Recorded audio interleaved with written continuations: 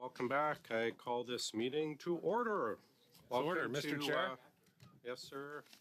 Can I get you after I do my preamble, please? Okay, Canadians and small business are waiting. Okay, Thanks. Thank you. Let me get to move through my preamble.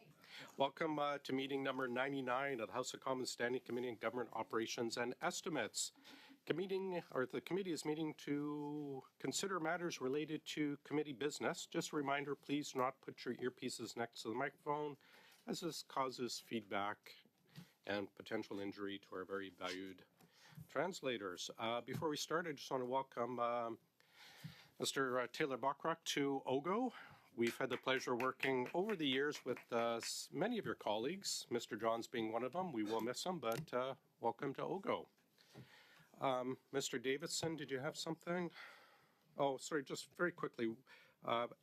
We will go into camera to discuss the letter that was received and distributed. And then we also just have to get through a couple of the budgets very quickly. And then just to quick conversation regarding travel, whether we wish to try and revive the shipbuilding tour. But go ahead, Mr. Davidson. Well, thank you, Mr. Chair, and good morning, colleagues. Mr. Chair, given that it is Red Tape Awareness Week, I would like to urgently move the following motion. I will read it in full this morning for the benefit of my colleagues and Canadians, especially small businesses, watching these proceedings. And given that government regulation and red tape imposes higher costs on Canadians, making the cost of living crisis worse, excessive regulation and red tape is felt by small businesses, entrepreneurs, and throughout the entire Canadian economy, including housing, healthcare, energy, and more.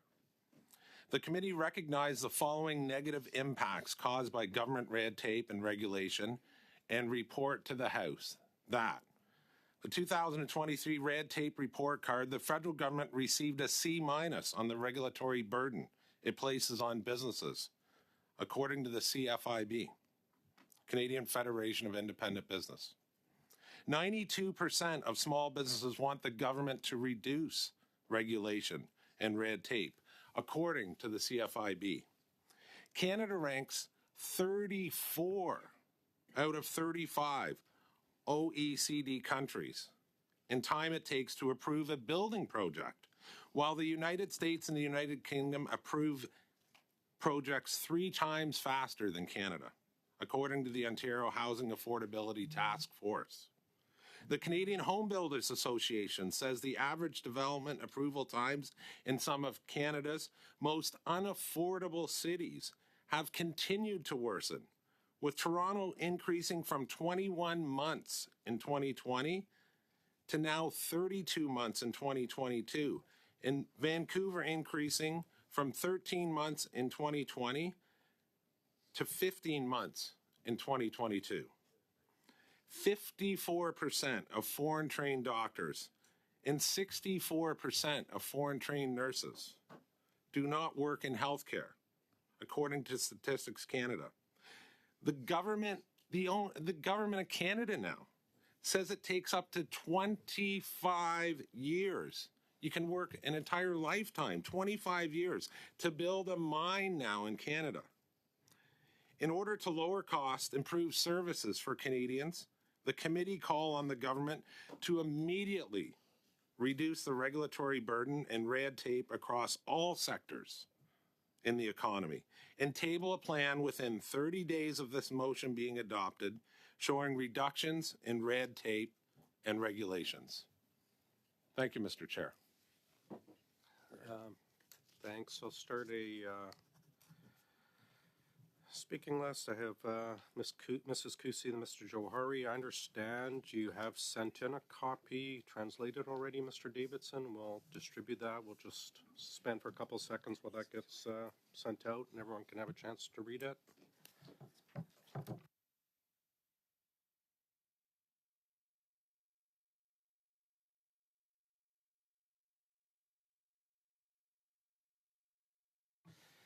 Okay, it has been sent out electronically to your P9s colleagues, so we'll start Mrs. Kusi and then we'll go to Mr. Jouari. Thank you very much, Mr. Chair, for entertaining this motion, and I thank very much MP Davidson, who is our Shadow Minister for Red Tape, for being here today and bringing forward this important motion at such an important time, and at a time where so many Canadians and businesses, small businesses in particular, are suffering. So I truly appreciate you being here today at Government Operations Committee and bringing forward this motion. And I wanted to provide some statistics in support of this motion, Mr. Chair. From the 2024 Fraser Institute Energy Sector Competitiveness Sector Report, Mr. Chair, overall the U.S. performs better than Canada in 13 out of 16 policy factors. More than half of investors indicated that uncertainty concerning environmental regulations and regulatory duplication and inconsistencies were more concerning in Canadian provinces than in U.S. states. So, Mr. Chair, I know you come from the great province of Alberta, such as myself, and this is a province that has suffered greatly in their production capacity as a result of this government's red tape initiatives. And so thank you for being here today, MP Davidson, on behalf of Albertans as well in your capacity of bringing this motion forward. From the July 12th, 2023 Toronto Sun, Mr. Chair, almost 90% of federal managers receive bonuses averaging $17,000 a year since 2020, even though under half of federal departments and agencies achieved their annual production targets. And again, one of the targets should be to reduce red tape. We have individuals receiving compensation bonuses when they are not achieving their objectives. So certainly another struggle that we see against the abundance of red tape. From the January 13th, 2024 Toronto Sun, when Trudeau came to power in 2015, 43,424 federal bureaucrats were collecting a six-figure salary. By 2022, that number more than doubled to 102,761. And the Trudeau government also dished out more than $1 billion in bonuses, despite the government's tripping over themselves while attempting to deliver services. I'm going to bring next, Mr. Chair, a very concerning anecdote regarding children's adoption. Backlogs within Canada's immigration bureaucracy are creating what one observer calls an impossible situation for families adopting children from outside the country, with processing delays now far outlasting their children's visas, rendering the kids ineligible for provincial health coverage. Children adopted overseas are usually granted a 6-month temporary residence permit, essentially a tourist visa, upon entering Canada. That used to be sufficient to allow IRCC to finish processing their citizenship applications, but delays for processing citizenship for adopted kids are now running close to 2 years. Well past the expiry of temporary visas, that is leaving parents scrambling to get extensions, and the children ineligible for basic social programs. So once again, we see the government struggling to deliver on the most basic of services for Canadians and new Canadians in particular. No doubt a result of red tape. Service Canada's passport delays net CFIB's Worst Red Tape Award. The Canadian Federation of Independent Business has awarded the 2023 Paperweight Award for Worst Red Tape Service to Service Canada's passport mess, something that I just alluded to in the example that I just indicated regarding the adoption. A public opinion poll by the CFIB found that 80% of passport applicants experienced some level of frustration as they applied for or tried to renew a passport in this past year. And I certainly know that my NDP colleague will appreciate this this statistic, given their recent work with CFIB on the CEBA extension. 80% of passport applicants, that's an incredible number, 80% dissatisfaction as a result of red tape. So it would be nice to say goodbye red tape, hello green, but no fewer than 4 times on a single page of the fall economic statement did Finance Minister Chrystia Freeland or the anonymous finance scribe writing to her says the federal government is intent on cutting red tape. So only 4 times. It's unbelievable. Only one problem. There are deals with 9 cities and 1 province. The cities have combined population of just over 4 million people. So that's only 10% of the city's population. And a second problem, federal municipal agreements, even to cut red tape, are themselves a form of red tape. unbelievable. The feds won't just give the cities an opportunity to cut the red tape. So, we are just seeing time and time again problems with red tape underneath this government. I mentioned the problems that this government is causing for our home province chair of Alberta. I'd also like to point to something positive that is going on in the Confederation regarding red tape, and that is in Alberta, the United Conservative Party there has tabled a sweeping red tape bill. Well, isn't that just a beacon of light for the nation? Wouldn't you say so, MP Davidson? Agreed. So they have introduced a series of new measures that will reduce red tape through an omnibus bill. Wait a minute, isn't it like the omnibus bill, S6, which is still within this government and has yet to pass? We are still waiting for S6 to pass. The most simple of red tape cutting, like not even innovative red tape, MP Davidson, only red tape whereby there are like low-hanging fruit, simple measures that need to be adjusted to eliminate the most burdensome of the smallest pieces of red tape. They can't even seem to get this through or make it a priority to get this through the government. Yet we have here the provincial government of Alberta providing this omnibus bill, which should provide as an example for this government. That will change 14 pieces of legislation across 9 different ministries. My goodness, I think there are more departments involved in the Arrive scandal than there are here that will be affected by this change by the United Conservative government in Alberta.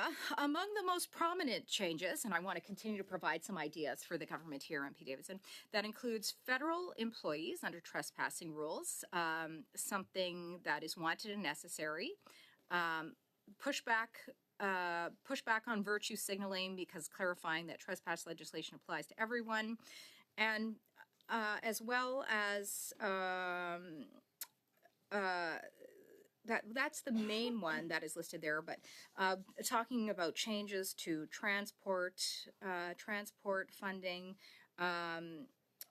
Let me see what else here. Firefighters support.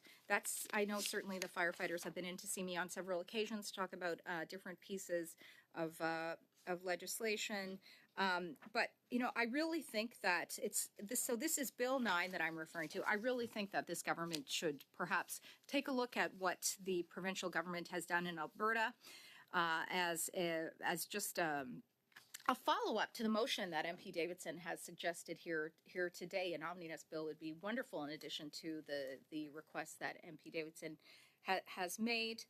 But also pass S6. That would be a great little start if they could do this. So again, I'd like to thank MP Davidson for being here today to present this motion to the committee for its consideration. And I hope that Canadians will be inspired across the country this week to contact their representative and ask them to just cut one small piece of red tape. One piece. Yeah, that's right. Get out a chainsaw. Get out a chainsaw and, let's have a piece of red tape being cut across this nation, MP Davidson. Thank you very much, Mr. Chair. Thank you, Mrs. Kusi. Mr. Jory, please. Thank you, Mr. Chair. We'd like to request a 10-minute recess or suspension for us to review the motion and have a discussion. Thank you. How about 5 minutes suspension? 10 minutes, please. Thank you. We'll start at 5 and we'll see. I can guarantee you we won't be back in 5. So.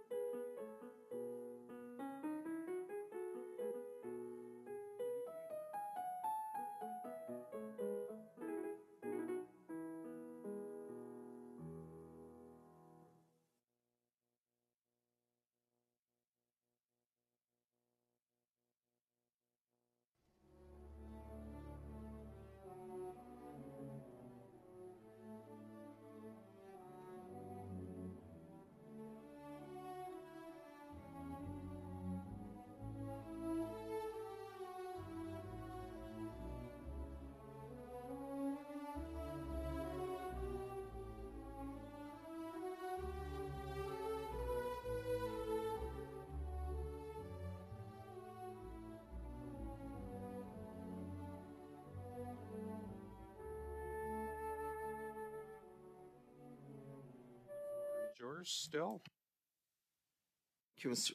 Thank you, Mr. Chair. Well, as this is the red tape reduction week, in our government has been committed into working with all parties across all jurisdictions to ensure that we will support the small businesses, and for that, all the players and the stakeholders in this land to make sure that we reduce the red tape to be able to move forward. I mean, we worked with all levels of government effectively during the COVID. That's the best testimony how we managed to be able to work so effectively to be able to protect the life of many Canadians, as well as having the back of the businesses and relaxing a lot of constraints to ensure that the businesses, small businesses, which seems to be the focus of mainly the focus of this motion, been given the support that they need. Also, the extension of the CBO loan, how effectively we work with other institutions to be able to support them, and even the reduction of small businesses tax at the outset when this government came in. So very much in the spirit, the true spirit, or what should have been the spirit of this motion, we support the reduction of the red tapes. However, I take in general, I'll take two or 3 points that I want to highlight. Number one, I think the intent of this is a mix of political as well as a little bit of probably promotion in social media. I think the intent of getting a motion like this into the committee and reporting to the House is bordering an intent to be able to bring concurrence motion and holding the government back into doing what we are all here to do.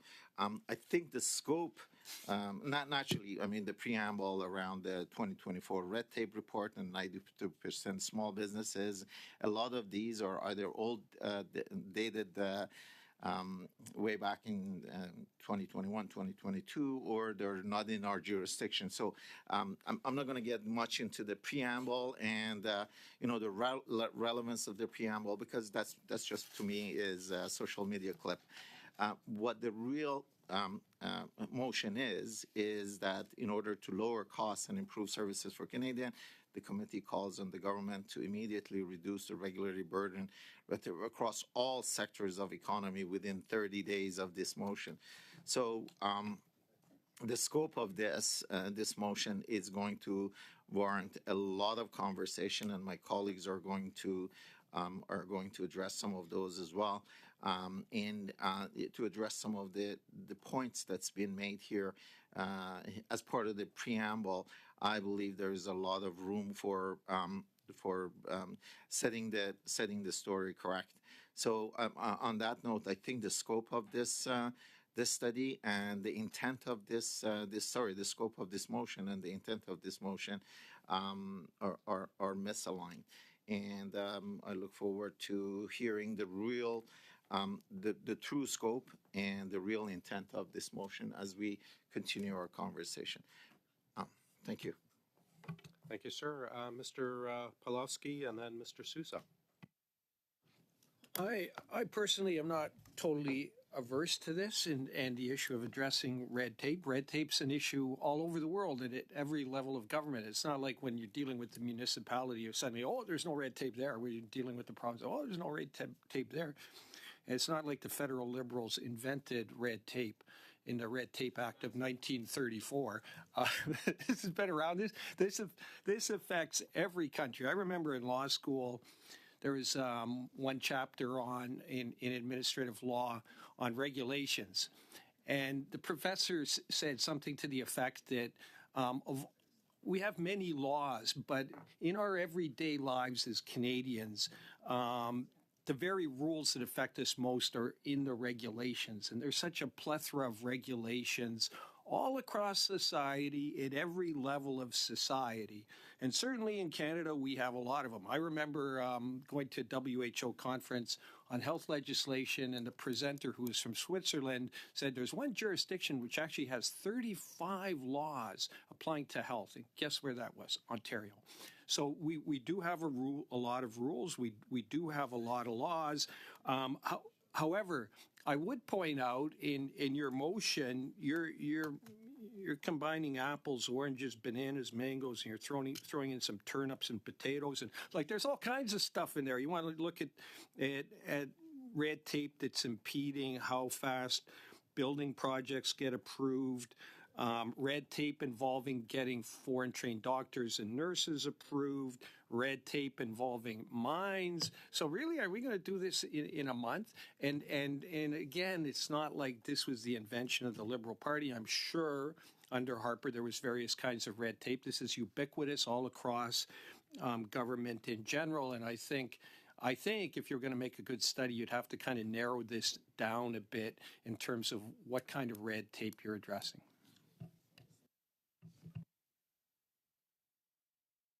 Mr. Sousa, and then we will go to Mrs. Vignola.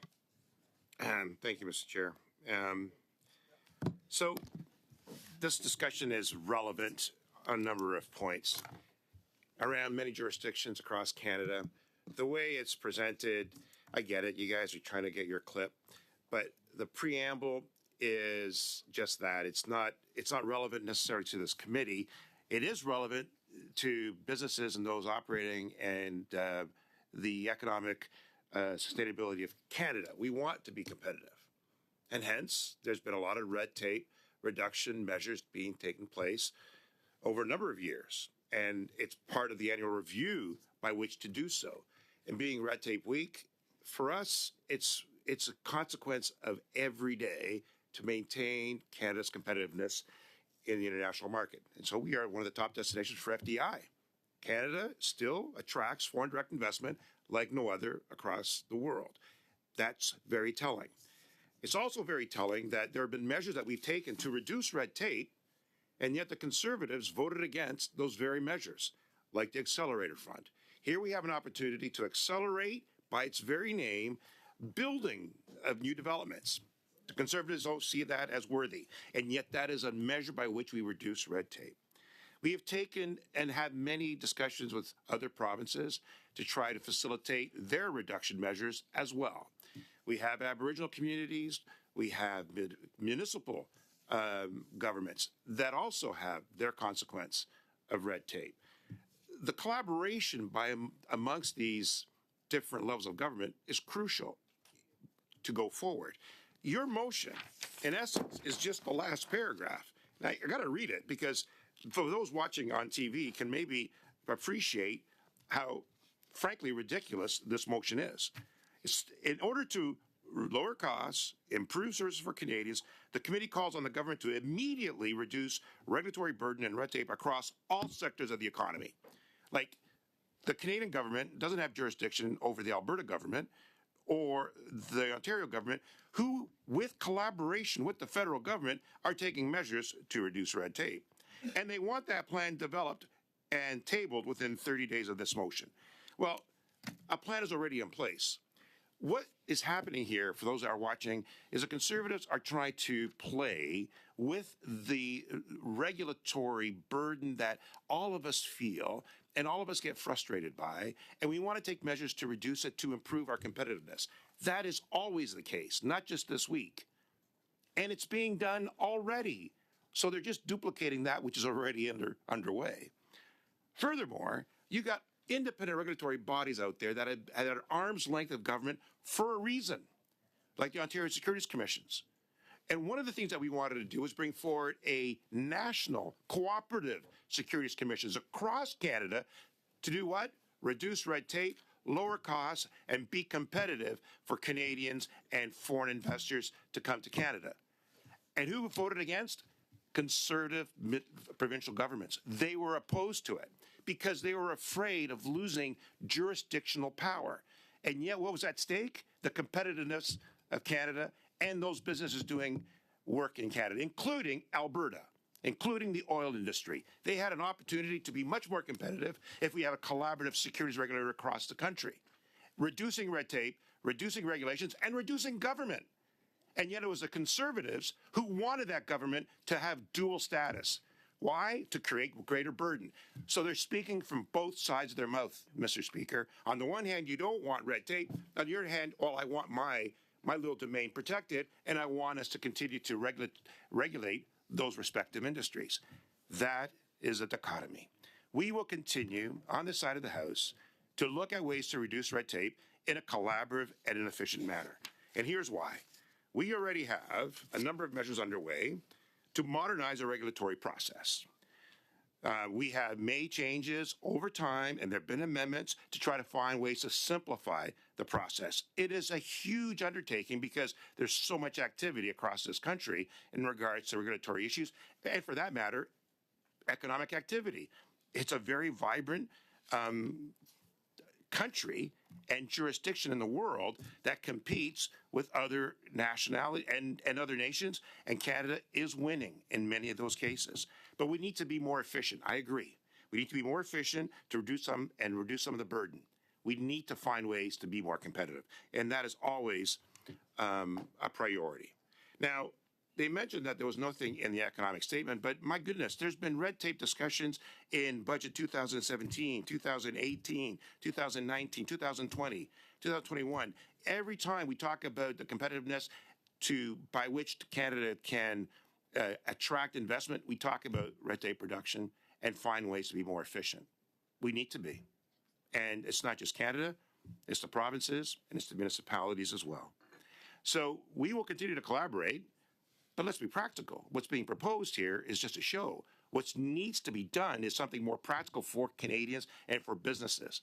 And we need to also protect the very measures by which red tape exists. There are some regulatory matters that pertain to the environment, that pertain to people's social well-being, that enable us to protect the lives of Canadians as well. So we got to balance those measures.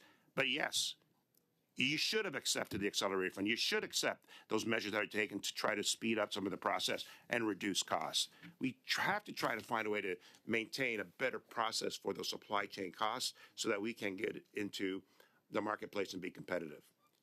Listen, during 2008, during that recession, there was a national crisis, national financial crisis across the globe.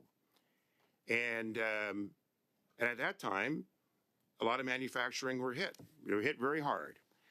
And a lot of jobs were lost. And if it wasn't for some of the regulatory engagement that existed with our Canadian banking institutions, we would have been in real trouble. And because of those measures, Canada responded, reacted much more quickly than any other nation. In fact, some of the very holdings and assets by which Canadians held were protected as a result of some of those regulatory issues. But we also took the steps to support the auto sector. We took steps to further enhance our industry. And the federal government at the time stepped up, and so did the province of Ontario under a Liberal government at the time. And we took those steps, contrary to the Conservatives in the province who said, no, we don't want to do those kind of things because you're increasing supports for an industry and bailing out of companies that they don't feel should be the case. In the end, we enhanced over 1 million net new jobs throughout that time. All those jobs that were lost, plus 1 million more were brought in because of some of the measures that we did to expedite the industry, to stimulate economic growth, to enhance activity, and we did it by being more efficient with less burdensome aspects around the regulatory system. We need to continue to be that way. We need to continue to be nimble and to be vibrant. What we don't need, Mr. Speaker, is measures and taking steps that would only create havoc in the system. Like, if I look at the preamble, we get all that stuff. We have those discussions. But what you're suggesting by this motion is get rid of regulatory aspects completely. And the idea is, well, which ones? And how do you do it? And under what conditions? And what do you do to protect those individuals? I mean, Alberta wants to be protected as well. When we were trying to reduce regulatory burden, they were the ones that fought it. And now they're saying, oh my gosh, we need to reduce red tape. Well, of course we need to reduce red tape, but we need to collaborate and we need to work in conjunction with one another to make it effective. Mr. Speaker, I just find that the motion, which is really only the last paragraph, is undoable. There's no way you're going to table a plan. I mean, the plan that exists is the plan that we have, so that can be provided in no time. But in regards to adopting certain reductions and regulations, that's an ongoing matter, Mr. Speaker, and that'll continue to be the case. And we will continue to make Canada much more competitive as we go forward. This is also more appropriate to be at the the Committee of Industry and Small Business, where they're dealing with with these issues constantly. So I would move that we cancel this motion. Do continue to fight for reduction in red tape. Do continue to be competitive, and let's put the proper committee in place to review this as we go forward. Thank you. Are you moving to adjourn, Mr. Souza? You said you had you want to cancel this motion. Is that a move to adjourn, or is that just No, I'm saying as far as I'm Okay. concerned, it's Thank you. innocuous. Figure of We'll speech. go to Mrs. Vignola. Go ahead, please. Merci. Thank you very much, Chair. If there's one issue I agree with completely is the reduction of red tape. I've been here for 4 years, and we've been talking about it for 4 years. And we have some regulations that make no sense whatsoever. And it's not because one trashes one form in one department that's going to change very much for people who have to deal with it on a day-by-day basis.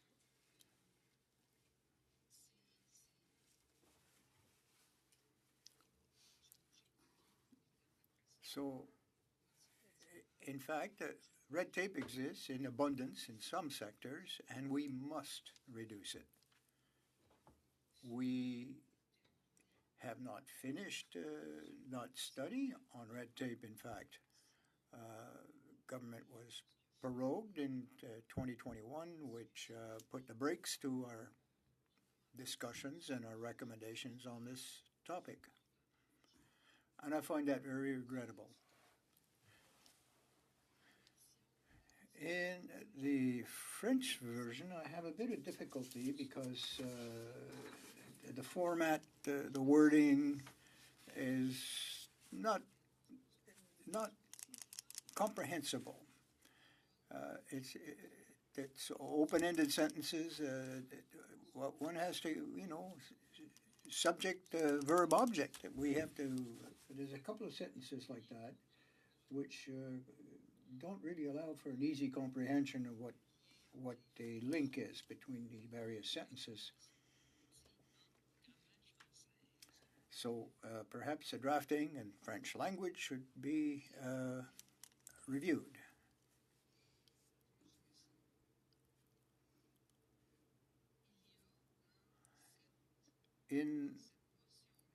Within this motion also, there are links to various capacities and competencies that are in fact the jurisdiction of provinces and or municipalities. And I'm very ill at ease as a federal MP, as a member of this great democracy, to tell the government, go ahead, you have a free hand, and get involved with what is actually the business of municipalities and provinces. I have a bit of a big problem, in fact, with that. Democracy, federal democracy, is more important than provincial democracy or municipal democracy. I have serious concerns and I'm very uneasy about that. I agree entirely with the fact that we have, as members of Parliament, and our taxes that we pay and that all taxpayers pay, be used in a rational, effective way, without any waste. And I believe it's our role, no matter what political stripe we are, to be proper stewards of the taxpayers' money. And that services be improved as well, so that we have a seamless offer of service. I agree with that. But one point on which I cannot agree or accept to, from a democratic point of view, I am very, very concerned with that overreach into other jurisdictions. Now, I would propose an amendment, which I can't do right now. It has to be translated, and we have to discuss it with all of my colleagues first to ensure that we were clear and understanding. Now, had we received a motion in advance, even if it had only been for 24 hours, I could have, reached out to my colleagues, and we could have avoided some of this debate that we're having today, because this was sort of a surprise introduction of this motion today.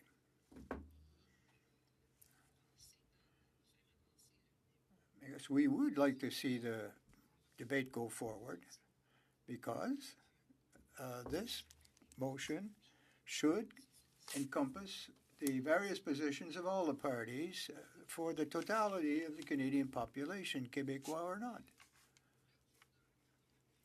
A minority government is a government which is the most democratic format, because we represent those who elect us individually, of course, and of course we have some adherence to a political party or another, but a lot of people who didn't vote for us expect that we represent them fairly and equitably as well.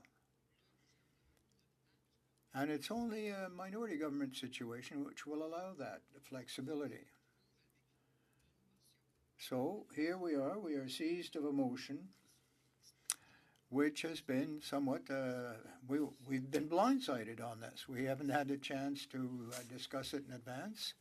I believe more discussion and debate is called for, and we're not prepared right now to proceed with this motion. So, in a very near future, I will take the floor again to make some suggestions as to amendments that could be made, which will carry the position that I've just presented. And thank you very much for giving me the floor, Mr. Chair. Mirchuk. Thank you very much, Mr. Chair, and I really do appreciate just hearing all the comments from my colleagues here around the table, and I very much welcome this discussion and this debate. I think it's an important one, and I welcome it. I've been reading actually a book by Cass Sunstein, who was inside the Obama administration. In the first Obama administration, Cass Sunstein. And the name of the book is called Simpler. And I would recommend all members pick it up because it's about how do we make government, how do we make the economy simpler? And how do we streamline things? How do we make it more effective? How do we make it more efficient? And it's really interesting. And I think that is absolutely the goal of Liberal members of this government, as it was a priority in the Obama administration, a Democratic government in the United States as well too. And so, it's important to recognize that this is a priority really for all governments. And so I welcome this discussion. I welcome this debate. I think it's an important debate to have. But this motion, as it currently is crafted, is lazy, is dim, and the only purpose that it serves is as a slogan to gather clips. I mean, that's all it is. Let's just put all our cards on the table. Let's call a spade, and let's say what this motion is about. This is an important issue. It's an important issue, but this motion is It's just poor. It doesn't meet the standard of what it should be a very important conversation. Our government is committed to cutting red tape. And let me give you one example of that. On the most important issue right now facing our country, which is the housing shortage, the shortage of affordable housing. Our Housing Accelerator Fund, its very purpose is to partner with municipalities directly to cut red tape, to make housing, different types of housing, legal again. And specifically, a perfect example of that is working with our municipalities to provide funding to encourage municipalities that want to get more housing built, to eliminate some of the red tape at the local level, specifically rules that made it illegal to build 4 units as of right across cities. 28 municipalities have signed up to the Housing Accelerator Fund plan, to our Housing Accelerator Fund plan. 28 communities, they've adopted 4 units as of right across their cities. They're cutting red tape with our support to help to build more housing. Those 28 communities have committed to building 400,000 new housing units in the next few years. This is what a federal government that is collaborative, that understands partnerships, looks like, working directly with municipalities to cut red tape, to get more affordable housing built faster in our communities. Odd that the Conservatives that are so interested in cutting red tape, so interested in building more houses, voted against the Housing Accelerator Fund. Voted against Bill C-56 when we introduced a bill to cut GST from the construction of rental housing. They voted against it. They voted against it. So you have a government that's committed to doing the right thing, to making sure we get houses built, making sure we work with our provincial and our municipal counterparts to get more houses built, in part by cutting red tape. That's what we're doing. Conservatives, against. Let me give you another example, recent example. Renewable energy, the Atlantic Accords, Bill C-49, which would extend the Atlantic Accords to build offshore wind farms in Newfoundland and Labrador and in Nova Scotia. There's already a project right now being built. It's a $1 billion project. There are billions of dollars waiting to be invested in offshore wind farms and clean energy in the Atlantic provinces right now. We introduced Bill C-49 to streamline that process. To make it easier for investment in clean technology in wind farms across the Atlantic provinces. Investments, though we're talking billions of dollars with a B, that will create tens of thousands of jobs in Nova Scotia, in Newfoundland, in Labrador. And one of the foundations of that bill is to cut red tape, to streamline the process. And by the way, the provinces all supported it. The premiers of those provinces signed on. Who voted against those accords? Who voted against streamlining the process to build offshore wind farms in the Atlantic? The Conservatives. The very ones who are bringing forward a dim, lazy motion to cut red tape at this committee. It's appalling. Enough with the politics. Let's talk a little bit more about this preamble and some of the things contained in this colorful preamble that was introduced here today. Couple things, let's talk about the economy here. We have Canada in the last year invited, or was the number one destination for foreign direct investment in the entire world per capita. What does that mean? It means more companies spent more money, more international companies invested more money in this country, in our country, than in any other country in the world per capita. So business sees Canada as the place to put their money because they know that it's a good investment, because they know that this is where you have the best workforce in the world. This is where you have the best investment climate in the world. So let's talk facts. That's Canada, #1 destination for foreign direct investment. That is businesses voting with their feet and with their money to come here. Stellantis in Windsor, which we know the Conservatives don't support. Volkswagen, St. Thomas, we know the Conservatives don't support, even though their own member represents that entire community. Northvolt in Montreal, they don't support that. They don't support it. They don't support investments in clean technology. There are 1.1 million more workers working in this country. 1.1 million more workers working in this country than before the pandemic. 1.1 million. That is a federal government working hand in hand with business to grow our economy, to strengthen our economy. That's a partnership.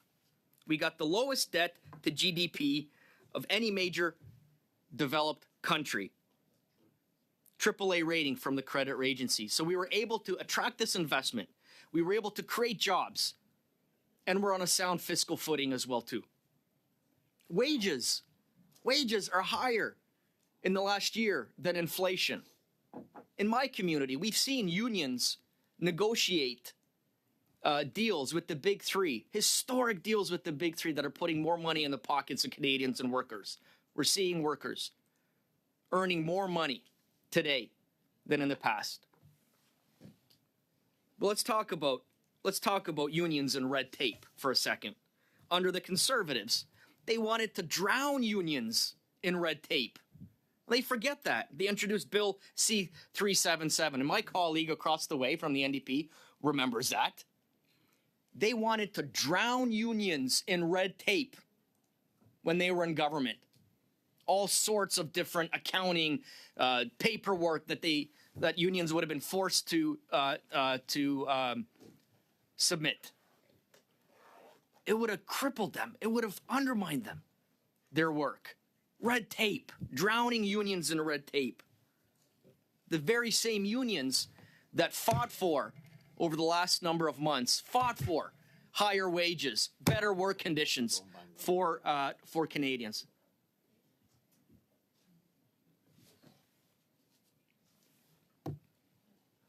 You talk about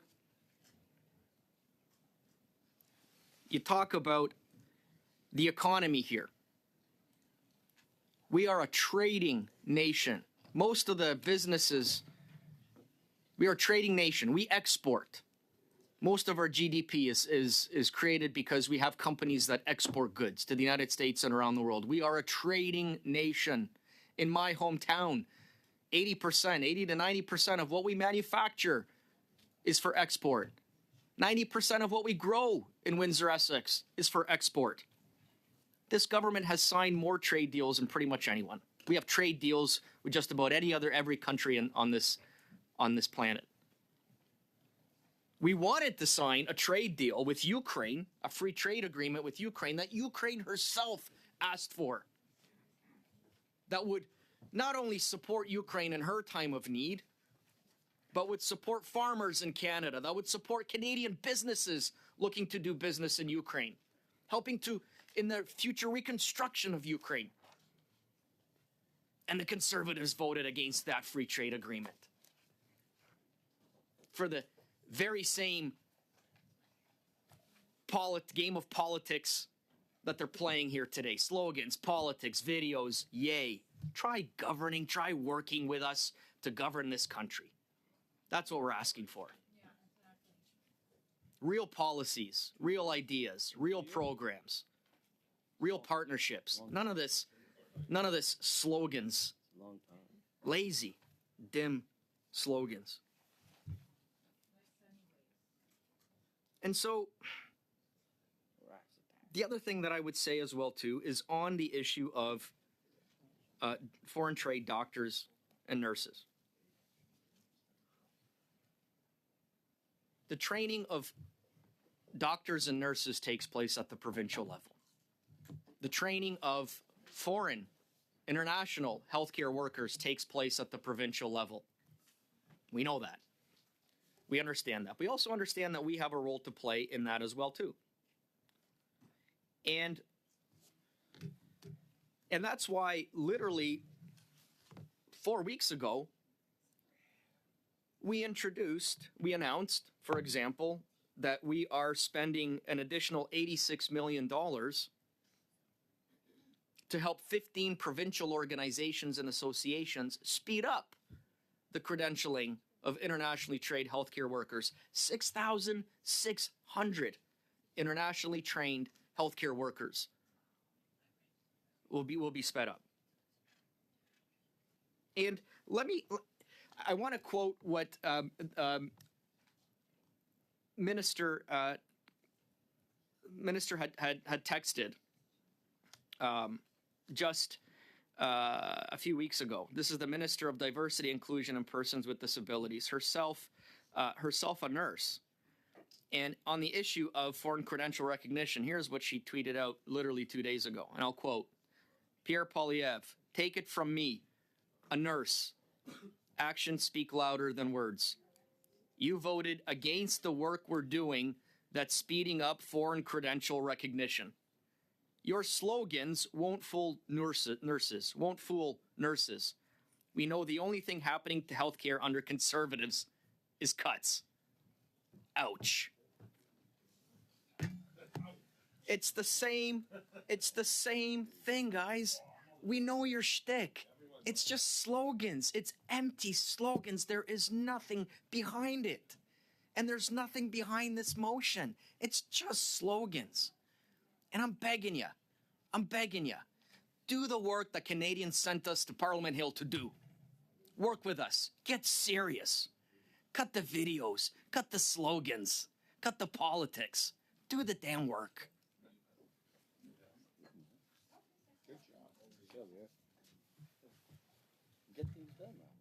Get things done. And with that, Mr. Chair, again, I thank you for this opportunity to talk about what I think is an important issue. There's many different aspects to this issue, but let's be serious about it. Let's be serious about it. And let's toss this motion in the garbage bin where it belongs, and let's talk about this issue seriously and approach it from many different avenues that it deserves. Thank you, Mr. Chair. Thank you, Mr. Baines. Thank you, Mr. Chair. It's hard to follow my colleague there who outlined a tremendous number of initiatives already underway and ultimately needs collaboration. And we talk about collaboration to get things done. And, I think we've seen here in this committee and other committees that I'm involved in, just constant delays from our members opposite who like to bring forward motions to ultimately not get things done.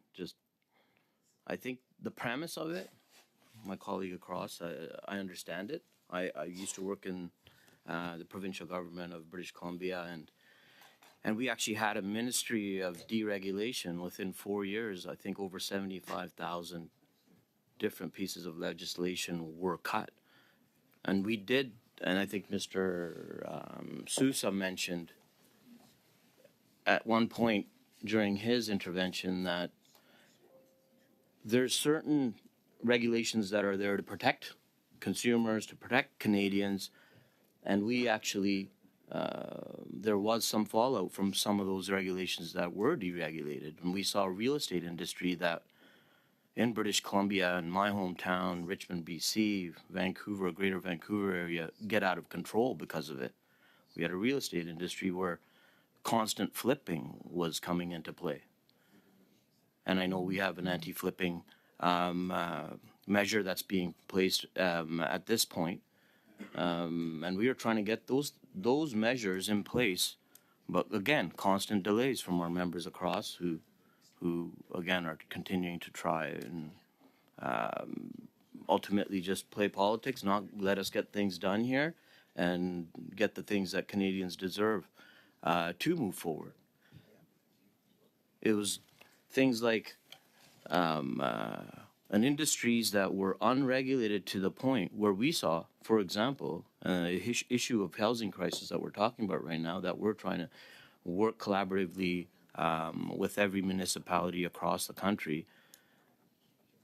We had a realty industry that was literally writing up contracts, flipping the contract, prices going up by $50,000 a month, creating a false sense of what the market was. Regulation was needed to protect those people. But if we look at some of the other measures that we're talking about here, even in Bill C-S6, and we saw members across during the debate put up speaker after speaker after speaker when a simple vote could have taken place. Yeah. It's an important topic. I think we all should hear from everybody, no? Or do you want to just speak and then just, again, I think this is the thing where we're talking about amendments that will help reduce administrative burden for businesses, facilitate digital interactions with government. And we've seen digital adoption take place to find efficiencies. That work needs to be done. And we all need to collaborate to get those things done. Simplifying regulatory processes, making exemptions from certain regulatory requirements to test new products, make cross-border trade easier. More consistent, coherent rules across governments, all governments.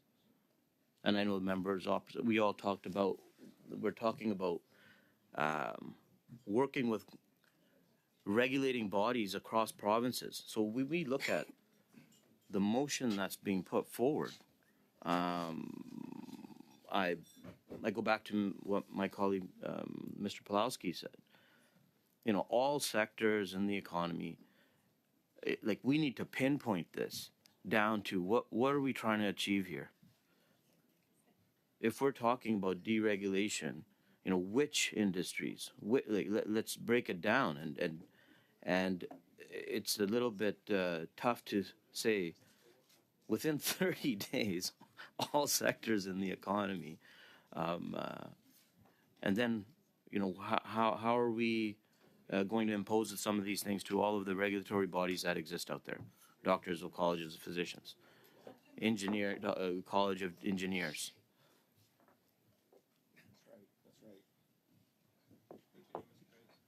And, you know, is that, then are we once again, imposing lower standards? Like I talked about the real estate industry itself. When we push deregulation on every industry across the country, we have to do it carefully to not lower the standards that are being set by every industry across Canada. So I understand. I agree. We need to continue the work and make sure that we make the changes that are necessary to get things moving, but that requires all of us to work together. Right? Yeah. Absolutely. No. And collaboration is so important. And we're seeing that, again, if we look at just here in our parliamentary processes here, where we see members trying to delay things, do 30-hour votes, putting things forward that that would move the country forward, and then voting against them, and then we come back to them, and now we're discussing them again over and over. So I think ultimately what I'd like to see is, you know, some more clarity on what we're trying to do here, because I'm a little bit confused still. All sectors in the economy, and table a plan within 30 days of this motion, with no plan being put forward here, and showing reductions in red tape and regulation. We can go back to that 6. Look at the Competition Act. Important piece of legislation. Yeah, that's very good. Like we need to get.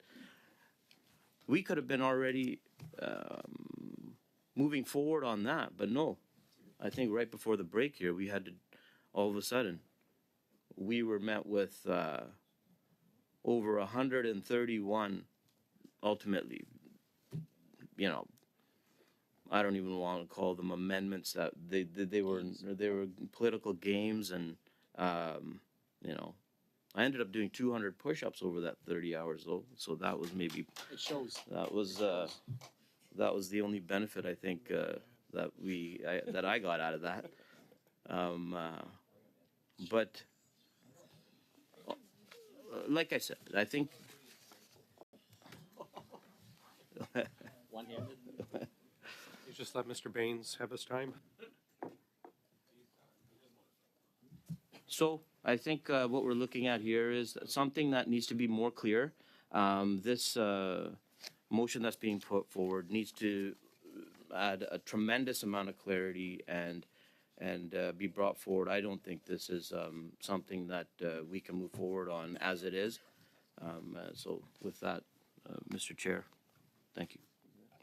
Thanks, Mr. Bachrach. Go ahead, please. And then Mr. Jenis.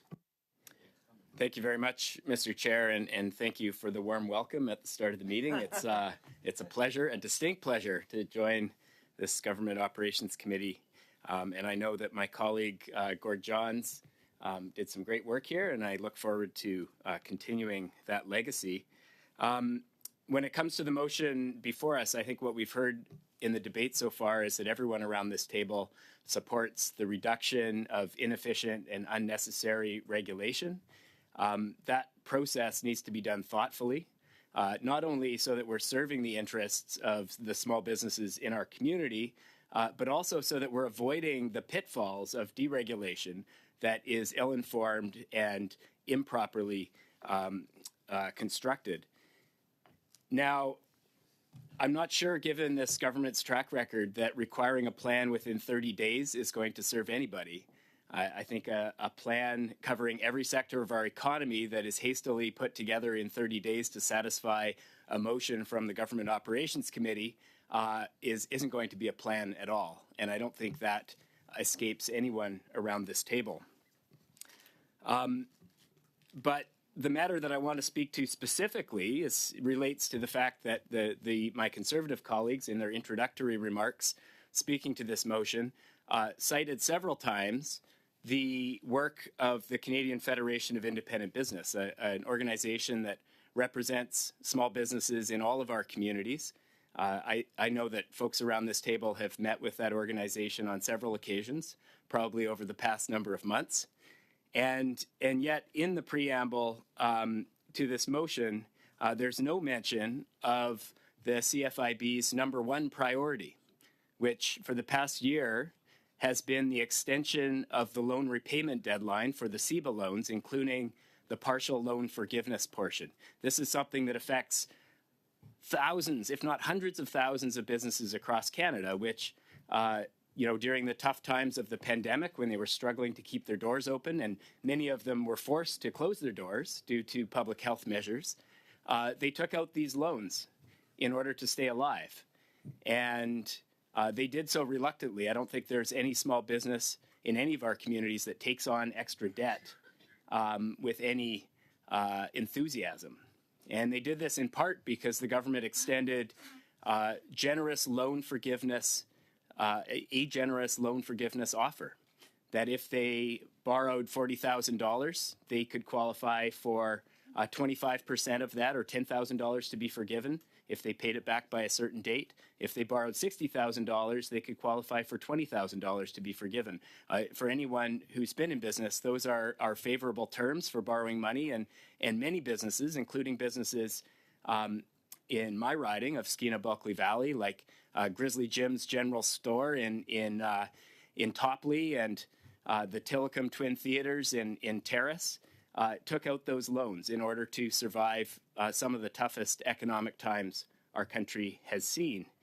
Now, what we've been calling for over the past number of months is very much in line with what the CFIB is calling for, that the government should extend the repayment deadline for the CEBA loans by an additional year until the end of 2024, including the partial loan forgiveness offer. And this recognizes that no sooner had businesses started to recover, and many of them haven't fully recovered from the challenges of the pandemic, but they were hit with a number of other extremely challenging trends, including rising inflation, including the high cost of living, including challenges with a tight labor market. And this created a perfect storm for many small businesses in our communities. And what they're asking for is something, what they have been asking for is something that's eminently reasonable, a little bit more time to pay back the loans. I don't think anyone is suggesting that businesses shouldn't be held to the terms of the original agreement, but they're looking for some more time so that they can access that loan forgiveness that was one of the reasons that they were willing to take on this debt in the first place. Now, we've been raising this. I think the NDP, my colleagues and I, along with some of our Bloc colleagues, have been raising this repeatedly in the House of Commons over the past year. And it's disappointing, and I don't think lost on many small businesses, that our Conservative colleagues and our Liberal colleagues have been almost entirely silent on this issue. That despite the calls of the CFIB for this loan forgiveness to be extended, there has been no support from the two largest parties in the House of Commons. And I think this is a real shame, because I believe working together with our Conservative colleagues in opposition, if we had presented a unified front on this issue facing businesses in our ridings, that we could have pushed the government to provide relief for hundreds of thousands of small businesses across this country that are needing help during extraordinarily challenging times. And now, of course, the January 18th deadline has passed. I've spoken to many small businesses that have cobbled together the financing in order to pay off their loans and access that loan forgiveness. But there are many, many more that weren't able to, that lost that loan forgiveness that was a part of the original offer from this government. And those businesses are now going to continue to struggle with the burden of this debt. $60,000 in additional debt is a lot for a small business. And at the same time, I don't think it's too late. I think the government can still do right by these small businesses, by these entrepreneurs, by these members of our community that want to keep their doors open. And so, Mr. Chair, I'm pleased to move an amendment to the Conservative motion before us, which would read as follows. After the words "all sectors in the economy," add a comma, and insert the words "extend partial loan forgiveness for the CEBA loans until the end of 2024, comma."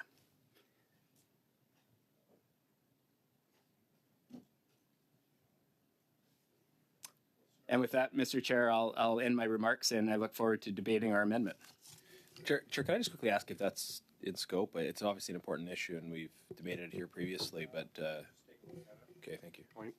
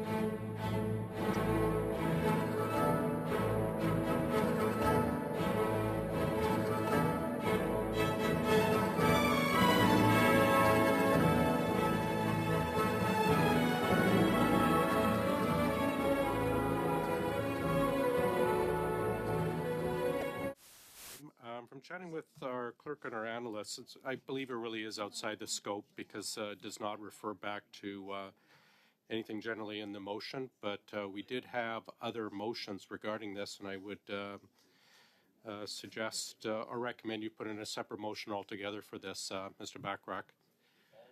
We are now going over to Mr. Genuis. Thank you, Chair. I'll be brief because it's clear that we are in the middle of a Liberal filibuster, and I don't want to help them in any way as they seek to draw out and prevent us from coming to a vote on this important motion on red tape from my colleague, Mr. Davidson. I will just point out a few obvious things, Mr. Chair. We have in front of us a motion from Mr. Davidson on combating red tape. This is a simple, clear motion that highlights the fact that we have too much red tape in a broad number of sectors in Canada, and that we need to address that red tape. And the motion calls on the government to present a plan within 30 days to address this growing problem of regulatory burden and red tape. Now, the Liberal members across the way, they've said a few things. They've said, well, yeah, red tape is a problem. It's always a problem. You know, where is it coming from? I don't know. There's just all this red tape out there. Well, when we talk about red tape, of course it exists in other institutions as well, but we're talking specifically about red tape within the federal government, which is within the purview of the executive to make regulations about. So after 8 years of NDP Liberal rule in this country, they can hardly say that this red tape comes from somewhere else. It just keeps all these things keep happening to this government that they're not responsible for. You know, inflation's up, housing costs are up, red tape is up. Where's it coming from? Maybe the people who have been in charge of this country for the last 8 years should take responsibility for the problems that they're causing, should take responsibility for their failure to address red tape. So this is why we brought forward this motion calling on the government to present a plan to reduce red tape. Now, what else have they said? They said we're having meetings on it. It's just like auto theft. We're going to have a summit. We're going to bring in people and we're going to talk more about it. Okay, well again, that's not an action plan. We want to see the government take action to reduce red tape. But you know, the other thing that they've said, a few of the members across have said, we've already got a plan. We're already doing it. Everything's fine. We're already doing this. Well, then support the motion, because our motion calls on them to table a plan. So if they already have a plan, then show us the plan. Shouldn't take 30 days. It should take 5 minutes. If the Liberals, if the NDP Liberal government actually had a plan to reduce red tape, then they would have no problem supporting this motion, because substantially this motion calls on them to table that plan in the House of Commons. So I would say 30 days is generous if they already have a plan and they're trying to table it.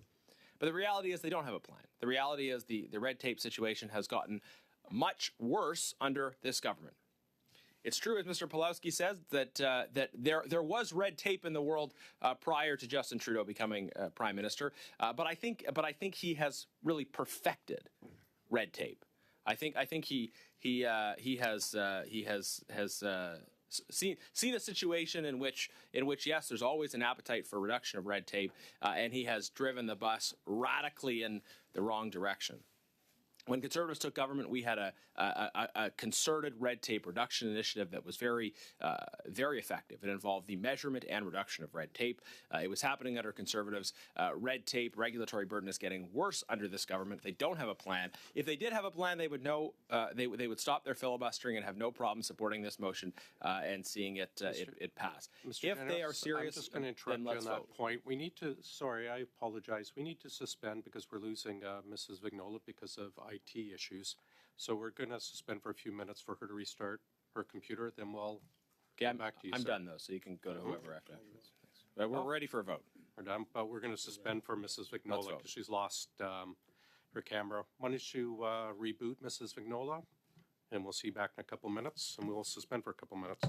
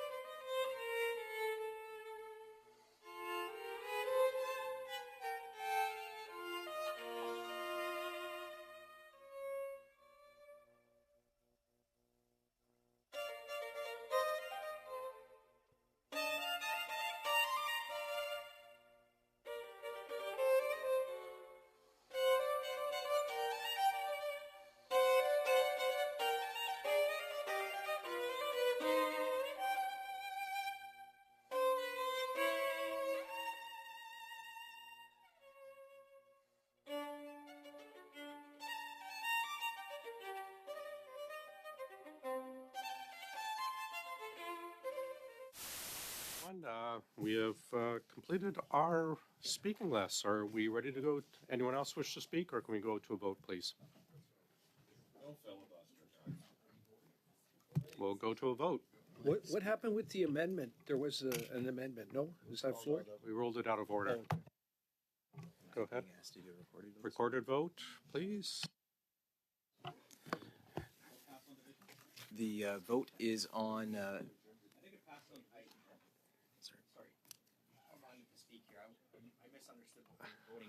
The amendment was ruled out of. Votons sur l'ajournement, sur la motion. Well, perhaps, what are we voting on exactly at this point there? Est-ce que vous pouvez le dire encore, Madame Vignola? Je n'ai pas entendu l'interprétation. Before voting, I'd like to know exactly what we're voting on. Are we adjourning the debate on this motion, or are we voting on the motion itself with all its details, etc.? It's at our speakers list. I called for the vote. No one put their hand up. I asked a second time, and we've called the vote. So we cannot go to. We cannot go after we've called the vote, I'm afraid. So the question is on the motion of Mr. Davidson. La question sur la motion de Monsieur Davidson. Point of order, Mr. Chair. Mr. Point of order, Mr. Kozlowski? Chair. Just again, there was a little bit of confusion. I think you rushed to the vote very quickly. No, I actually asked. Okay, finish your point of order, and I'll address it. Yeah, no, I was saying I was ready to speak on this issue. I misunderstood where we're at right now. I thought we were discussing the amendment. I didn't quite hear that it was ruled out of order or out of scope. But I do want to speak to this issue, and so I kind of asked the chair for a little bit of leeway here on this matter. Mrs. It moved very quickly, I'll let Mr. Chair. Mrs. Vignola speak, then I'll address. Go ahead, Mrs. Vignola. Je viens de recevoir ma. Well, I finally got an answer on what we are voting on, whether it was for adjourning debate on the motion or if we were going to be further debate either on the amendment or because of this confusion. But now we're voting on the original motion. Is that correct, Mr. Chair? In its present form. That is correct. Dans l'état qu'elle est. In its current form, yes. Okay. Well, to address your comments, I asked, came back in, I'd had ruled that Mr. Bockrooks is out of order. We continued debate for about 35 minutes on the original, including back to the speaking list. Mr. Garnett, or Mr. Jonas finished. We suspended, we came back. I asked twice. I said, anyone else wish to speak on this? Mr. Jonas is finished. I asked twice. And then I said, well, recorded. And now we're into the vote. If people are not paying attention or miss it, I cannot change that. We've started the vote. We can't suspend once we've started the vote. We've called the vote. We've called the vote. And that is that. So we will continue with the vote. Point of order, Mr. Speaker, if I may. It appears that we've been having technical difficulty throughout this period of time. We suspended in order to allow the block to... Mr. Sousa, I asked twice specifically. But I'm not sure she understood because she's now she's not clear as a consequence. So I think we need to... She asked, and I explained to her we're voting on the motion. I asked twice. If members don't wish to throw your names up, Mr. Jonas was speaking for 20 minutes. Anyone could have simply put up their hand and added themselves to the list. No one did. He finished his time. He stated he was done. We suspended. We came back in. I asked if anyone else wanted to speak twice. And that'll show on the blues. No one said anything. There's no one else on the list. We exhausted the list. We called the vote. We now have started the vote. We can't go back after we've started the vote and interrupt the vote and say, well, we're going to go back to speaking. The vote's been called, and we're going to continue with the vote. And I'm sorry, but I understand. But I asked twice, and we started the vote, and we'll continue the vote. Mr. Clerk? Mr. Pulaski? Mr. Pulaski. Can we confirm what the motion is? Like, what are we voting on? I mean, the block is asking the same question. No, she's asked and she was answered. We're voting on the original motion, and we're going to continue the vote, and we're not going to entertain any more interruptions. Mr. Pulaski. No. Mr. Baines. No. Mr. Johari. No. Mr. Kuzmierczak. No. Mr. Sousa. No. Mr. Davidson. 4. Mr. Genovese. In favor. Ms. Kusi. In favor. Madame Vignola. Tel qu'écrite, non. Mr. Backrack. 4 yeas. 6 nays. 4 yes, 6 no. So 4, 6 against, so it is defeated. With that, we are... Mr. Janice, please be brief. I'd like to finish up so we can get into camera to discuss something of importance that we have Sure. to address. Thank you, Chair. There was a request for documents that was discussed at one of the previous ArriveCan hearings, and I think there was agreement expressed at the time, but people wanted to see it in writing. And this pertains to the preliminary statement of fact that CBSA sent around regarding Mr. McDonald and Mr. Utano's suspension. I think the committee is seized with trying to understand the circumstances around their suspension. This motion, we had discussed it. There was agreement, I think, but people wanted to see the text of it. So I hope we can get this done now. Again, it was distributed Thursday, January 18th. The motion is that the clerk inform Aaron Gorman that the committee sends for the preliminary statement of fact regarding CBSA's investigation that were sent to the supervisors of Mr. McDonald and Mr. Utano. This was the statement of fact regarding the investigation that appears to have led to the suspension without pay of these individuals shortly after they testified before the committee. So I think this is information that's critical for the committee's hearing. So because there was agreement at the time, I hope now that people have seen the text of this in both official languages that we can just get it through. So I'd like to move that now, and I hope this is brief. Thanks, Chair. Thanks. Can I ask, is that the one that Mr. Johns had put through, or is that yours? Because I think there was one from Mr. January Johns as well. 18th, yeah. Okay. It was distributed. Yes. Are we fine with that? Yes. Great. Consider pass. Mrs. Vignola, you had your hand up at the very beginning. I know, but we got to the motion. Do you wish to go ahead, please? Je sais même pas si vous m'entendez actuellement parce que I'm not sure if you can hear me right now because I'm continuing to get some connectivity problems here, whether it's the audio stream or the video stream. So perhaps somebody could come to my rescue and replace me because I really cannot contribute today adequately to the debate. And I am in an undescribable state. Unclear, and there's no video lag at all from our side. probablement de mon côté, une Well, it might be from my end. To listen in, maybe if we could finish this up and then go on camera. I just need you to hear, I have to read into something, and I'm hoping you can stay for that.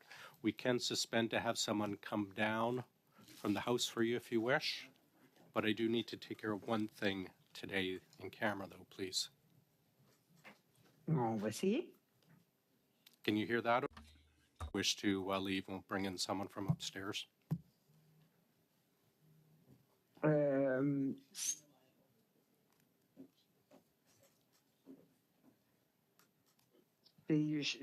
va falloir un remplaçant parce que vous êtes 2 minutes en retard. Well, you'll have to. We have to start the other section there that's going to be in camera because it's important as well. So, I don't think we have time to replace anybody. IT is suggesting, sorry, I'm just going to suspend quickly. IT is.